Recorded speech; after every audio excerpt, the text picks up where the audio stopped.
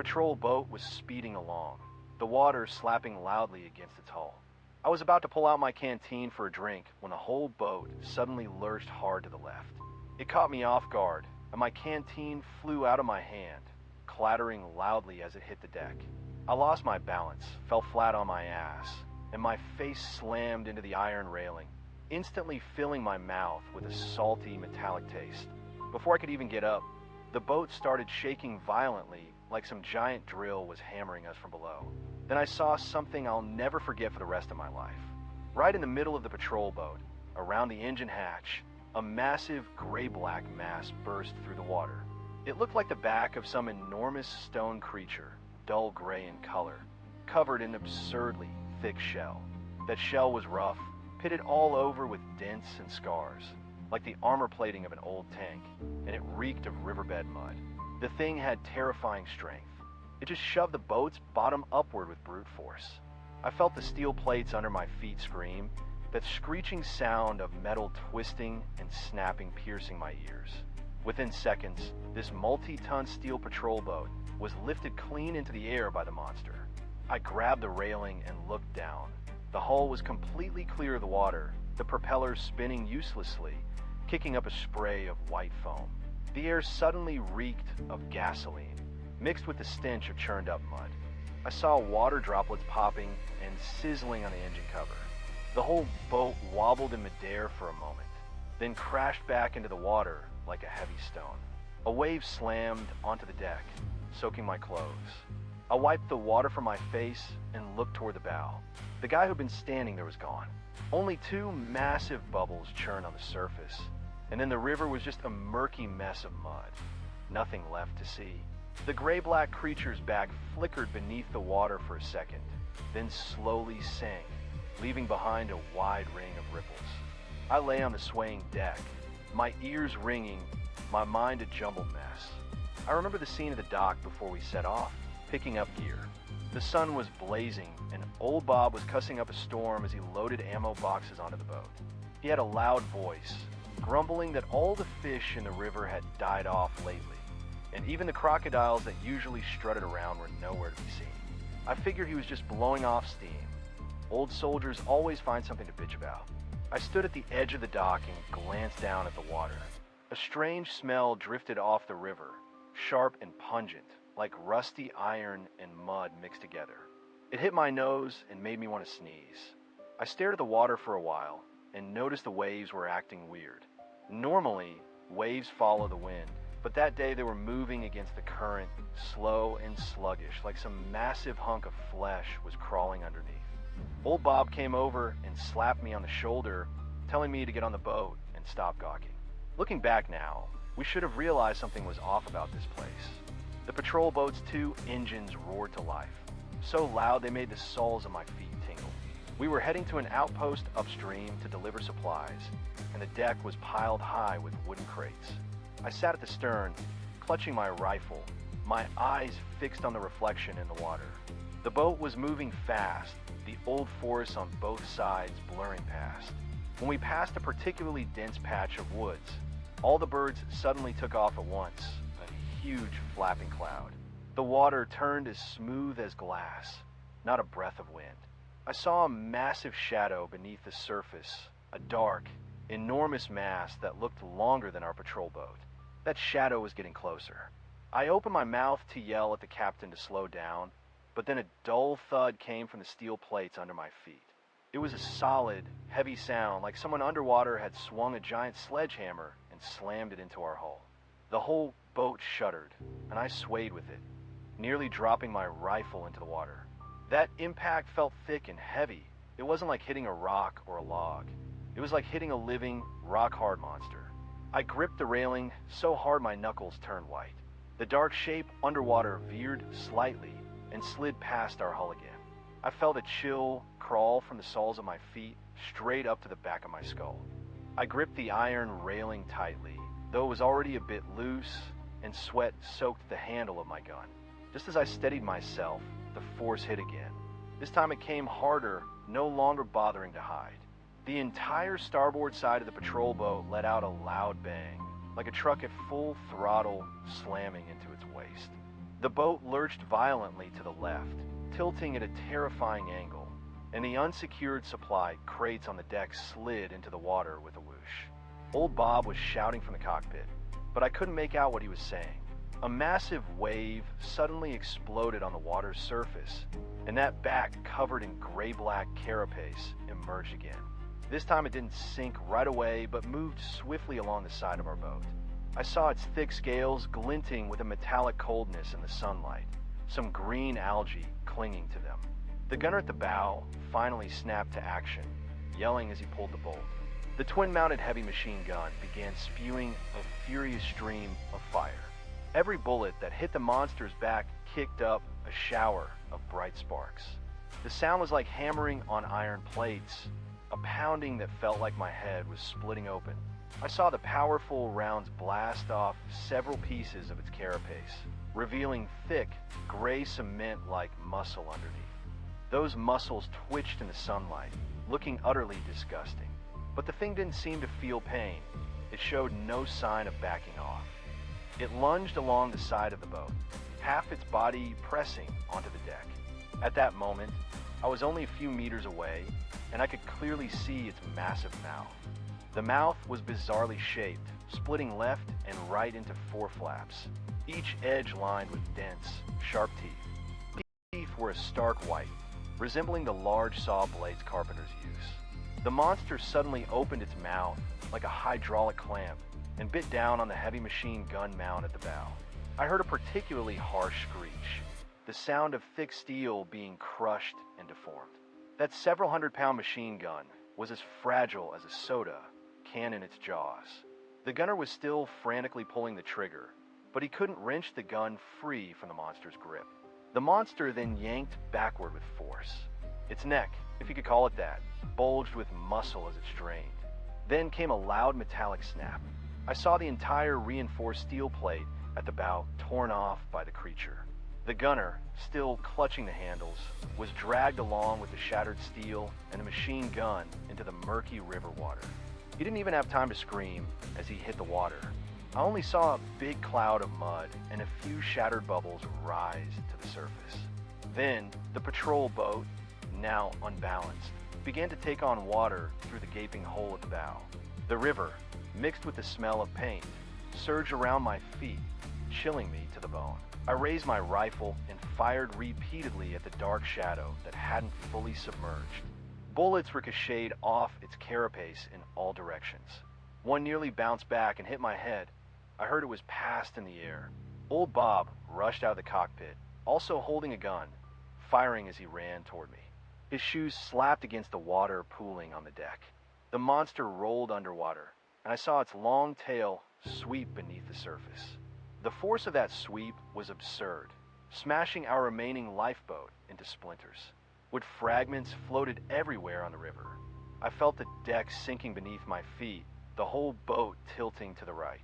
I tried desperately to climb higher, but the deck was slick with mud splashed up earlier. I stumbled and crashed into a pile of supply crates, my shoulder burning like fire. I saw the massive shadow underwater turn back, facing the broken bow of our boat. It seemed to know that was the weakest point, carving a huge semicircle in the water, sending out ripples.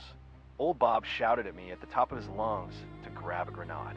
I bent down to fumble with the pouch on my belt, but my hand was shaking so much I couldn't get the buckle open.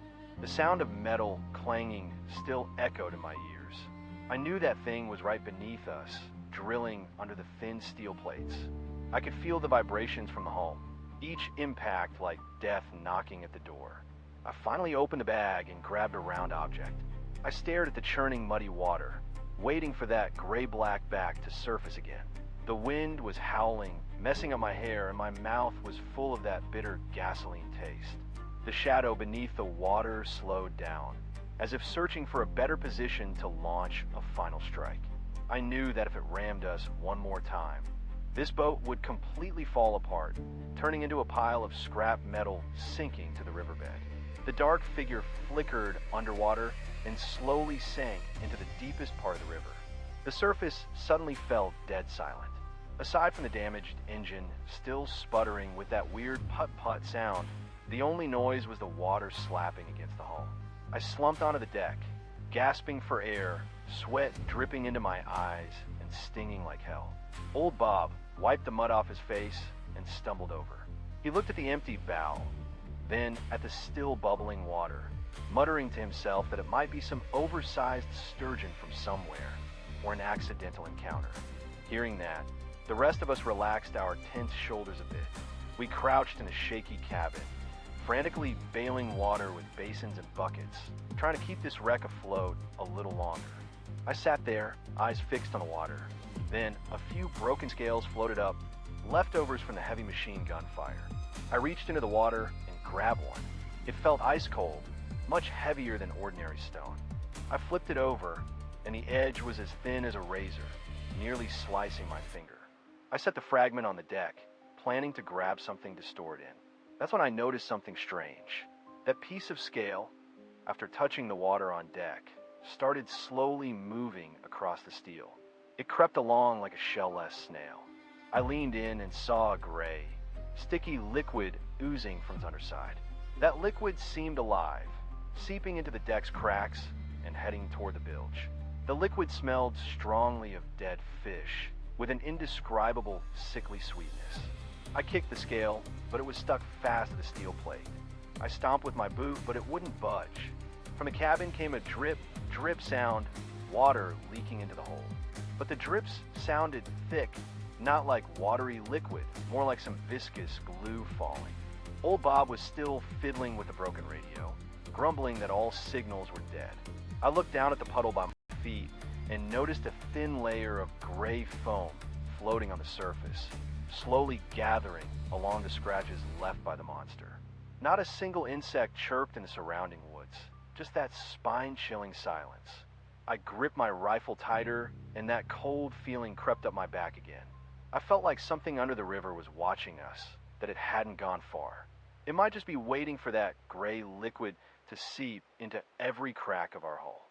I stared hard at the grayscale fragment on the deck. A moment ago, it was slowly crawling in the puddle. Now its edges had sprouted thin, hook-like white hairs. Those hairs dug into the steel's gaps, pulling downward with force. I heard a crack under my feet, the sound of metal being pried open. That sound multiplied quickly, coming from everywhere. The steel plates in the cabin's bottom groaned louder, like hundreds of tiny hands clawing underneath. Old Bob was still messing with the dead radio. He glanced back at me. Just as he turned, the floor behind him suddenly split open. A gray, slimy thing burst out of the crack. It looked like a long snake with a hard shell, but no eyes, just a round sucker on its head, lined with tiny teeth. It shot out and wrapped around old Bob's ankle. Its strength was insane. Even a big guy like Bob, over 200 pounds, was yanked off balance and fell straight into the water. I rushed over and slammed the rifle, but into that meat snake shell. The shell was as hard as rock, and the recoil jarred my wrist. The thing didn't let go after the hit. Instead, it tightened. I saw old Bob's boot getting crushed out of shape. Then, more and more cracks exploded across the deck. Those little gray creatures crawled out one after another, each covered in that sticky gray liquid. As soon as it touched the steel plates, they turned black and softened. These things seemed like the big monster's offspring, or maybe small parts growing on its body, now burrowing into every gap of the patrol boat. I saw a new recruit sitting in a corner. Suddenly, 3 or 4 of those shelled snakes emerged right under his feet. Before he could stand up, they slithered up his pant legs. He frantically tried to pull them off with his hands, but the suckers on their heads latched tightly onto his palms. He screamed in pain, the sound echoing in the cramped cabin. These shelled snakes started darting around the cabin, easily bending stainless steel handrails. I saw a thumb-thick iron pipe get coiled by one of them and twisted into a pretzel like it was made of noodles. Our shelter was leaking everywhere. The once solid steel floor had become as brittle as a cracker, collapsing into big holes with every step. I grabbed old Bob and climbed toward the higher deck with water already up to my knees. That gray liquid spread across the surface, turning the whole cabin's water into a sticky, sweet paste. I glanced back at the new recruit. Half his body was already wrapped by those things, and he was sinking into a basin-sized hole in the floor. The commotion under the water started up again. That massive dark shadow reappeared, clinging to the hull and swimming slowly. It seemed to be waiting, letting these little things tear our boat apart completely. I could feel the boat tilting heavily to the left. The big monster was pushing us from below with its back. Those shelled snakes crawled into the engine room, and a harsh screech of metal grinding came from inside. Soon, the last putt-putt of the engine stopped, with only black smoke rising from the chimney. The whole patrol boat was dead in the water, like a dead iron turtle floating on the muddy river. I saw old Bob pull out his knife, hacking at the things wrapped around his leg. When he cut through their shells, a thick, cement-like liquid oozed out, sizzling as it hit the deck. I gripped my rifle and looked around. The cabin walls were now covered in these gray strips. They were slowly contracting, and with each contraction, the whole boat let out a teeth-grinding creak. The shadow underwater grew clearer. I saw its four-part mouth open again beneath the surface, like a giant trap. Those little things kept pouring out of the holes, as if receiving a signal, and began attacking the few of us still standing. I felt the steel plates under my feet getting thinner, like I could step through and fall into the river at any moment. These shelled things climbed up the supply boxes, some even jumping onto my shoulders. I shook them off hard, flinging away the cold, sticky creatures. I looked up at old Bob. His face was as white as paper in the flashlight beam. He stared at the dissolving steel plates, his lips moving. Then, a loud cracking sound came from the stern of the patrol boat, and the entire rudder dropped off. The river water rushed in faster, carrying that rotten smell. I watched those gray meat snakes swimming in the water, moving with incredible agility, like they were throwing a grand party. Our once mighty heavy patrol boat was slowly turning into a snack for these monsters. I grabbed the last intact railing, my nails digging into the paint, watching the holes in the floor grow wider and wider. Old Bob went crazy, firing at the floor. His face was flushed red, and his rifle spat out flashes of light. Bullets hit the shattered steel plates, sending sparks flying. A few bullets grazed past my calf, scorching a patch on my pants. He kept backing up as he fired, letting out guttural, beast-like roars. Everyone was in chaos. The cabin was filled with gunpowder and that sweet, dead fish smell. Someone was shouting to retreat, but in the middle of this big river, there was nowhere to run. Every direction was just deep, murky, muddy water. I saw that new soldier wrapped around the waist by several shelled snakes. He collapsed in the water, slapping his own face wildly with both hands, the smacks ringing out crisp and clear. He couldn't hear us shouting anymore, just stared wide-eyed at the gray things burrowing into his chest, clawing bloody streaks down his own face. The entire patrol boat began to tilt heavily to the left, and the sound of twisting metal grew louder, a grinding creak that set your teeth on edge. The massive creature beneath the surface had returned, but this time it didn't ram us directly. I saw its dark, shell-covered back slowly rising from under the bow, positioning itself sideways like a giant lever, gradually lifting our 10-ton patrol boat upward.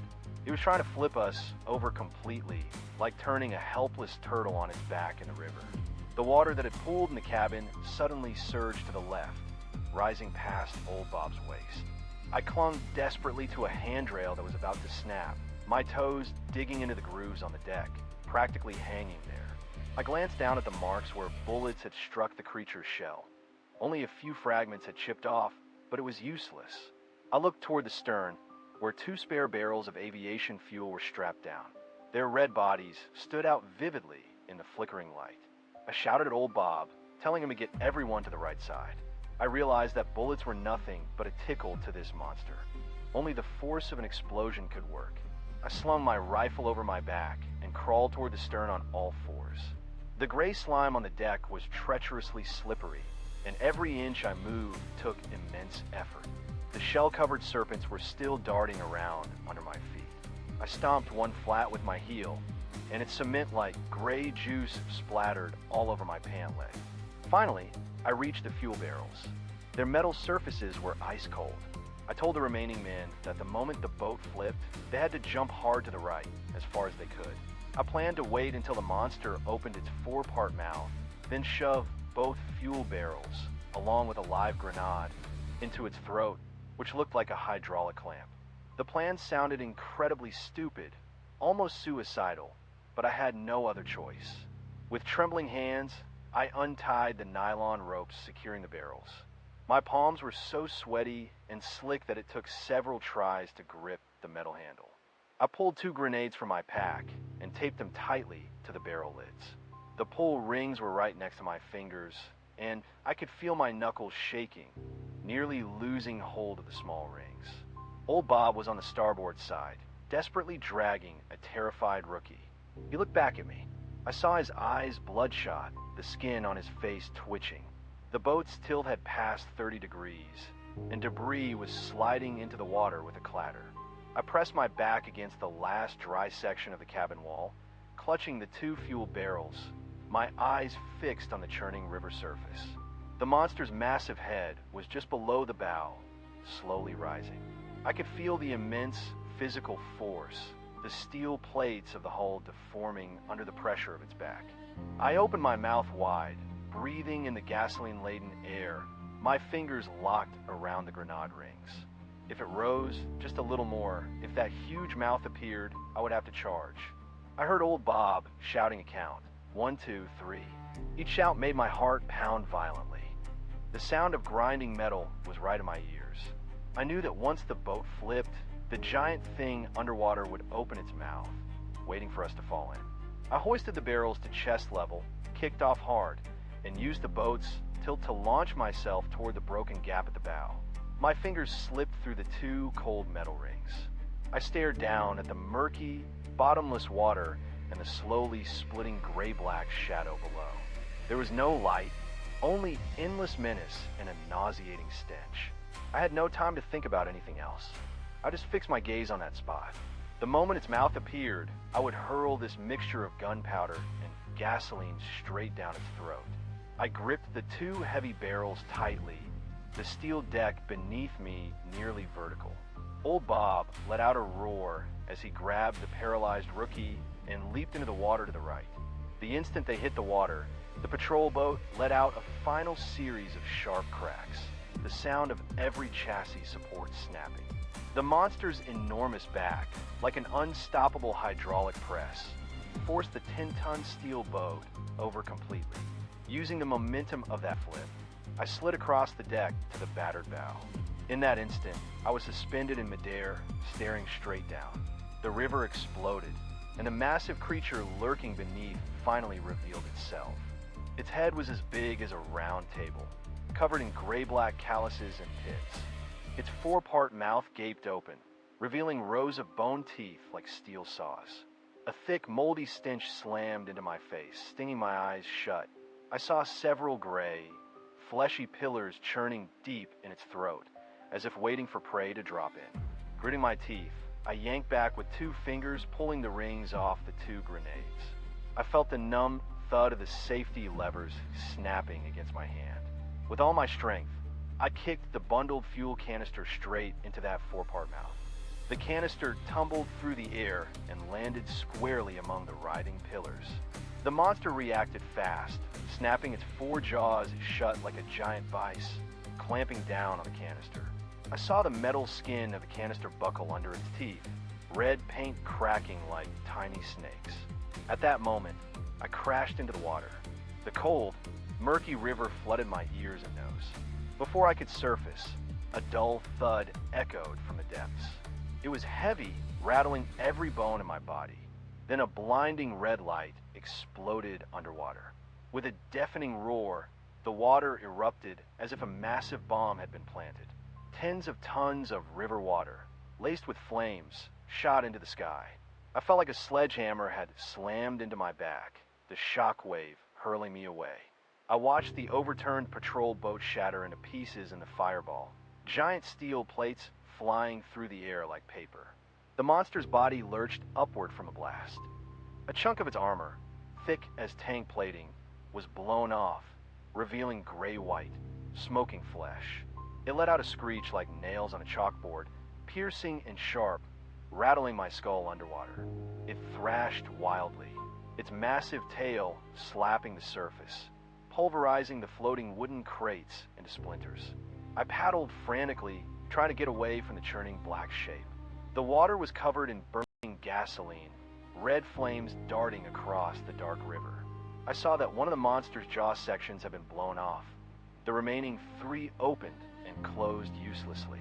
Its compound eyes, like dead bulbs, spun wildly, fixed on me. It dove suddenly, and a massive wave sent me tumbling underwater. I choked on bitter, muddy water. When I surfaced again, I saw its damaged back charging straight at me. It moved through the water at an insane speed, leaving a long white wake. I fell for the last grenade at my waist, but I knew it was useless now. I just swam desperately toward the dense tree roots along the shore. Old Bob was shouting from a distance, clutching a boat pole he'd found somewhere, jabbing it at the water. The monster's head burst out behind me, that stench returning. Its mangled mouth was inches from my heels. I felt the water churn from its movements, my legs useless. Just as it was about to snap shut, the steel debris from the earlier explosion sank down. The patrol boat's heavy diesel engine was descending right onto the monster's back. That was several tons of iron. The impact drove the creature downward, its mouth twisting as it slammed into a submerged rock. I heard a crisp crack of bone. Its remaining 3 jaws were deformed, gray bone fragments exposed. It thrashed in agony, churning up mud from the riverbed. The water turned thick as sesame paste, visibility gone. Seizing the chance, I scrambled onto a submerged tree root. All my strength was gone. My clothes hung on me like lead weights. I glanced back. Smoke was still rising from the river. The enormous creature thrashed a few final times in the muddy water, its gray-black carapace looking especially dull under the flickering firelight.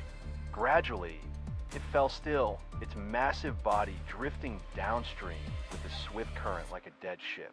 I saw old Bob and the new recruit scrambling ashore not far away. The recruit was sprawled in the mud, retching water, while old Bob gasped for breath, the pole in his hand already broken. The cloyingly sweet smell still hung in the air, but the unnerving, rumbling vibration had finally stopped. The patrol boat was completely gone.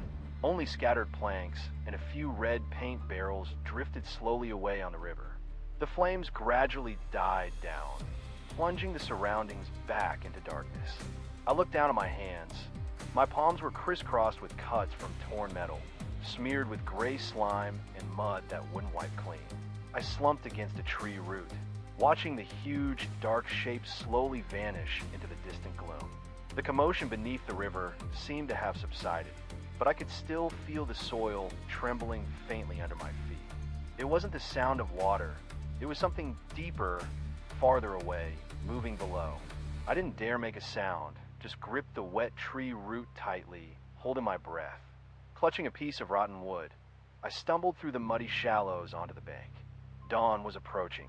The flames on the river had mostly died out, leaving black oil slicks drifting everywhere. I looked down at myself, covered in the monster's gray slime, now dried and stiff, like a thick layer of cement plastered over my body. Sitting on a rock, my hands wouldn't stop shaking. One of my fingernails had been torn off, and bright red beads of blood welled from the raw flesh. I touched it. No pain, just a deep numbness in my fingertips. Old Bob lay a few meters away, his pant leg torn open. His calf bore a neat row of circular bite marks, each so deep I could see white bone. The recruit was still vomiting, spewing murky, muddy water mixed with glistening gray shell fragments. I looked back at the river behind me. The patrol boat had sunk completely, leaving only a mass of charred debris slowly sinking beneath the surface. A long, deep trail stretched through the riverside grass, where the huge creature had crawled, crushing even 2-inch thick tree roots into splinters. The woods remained eerily quiet. I stood up, pulling my rifle from my back to my chest. The barrel was bent, useless for firing. I took a deep breath of the air, thick with the stench of dead fish, and headed deeper into the forest. From the soil beneath my feet came that dull, heavy thudding again. Thump, thump, like a massive hammer striking deep underwater, and it was getting closer to the shore.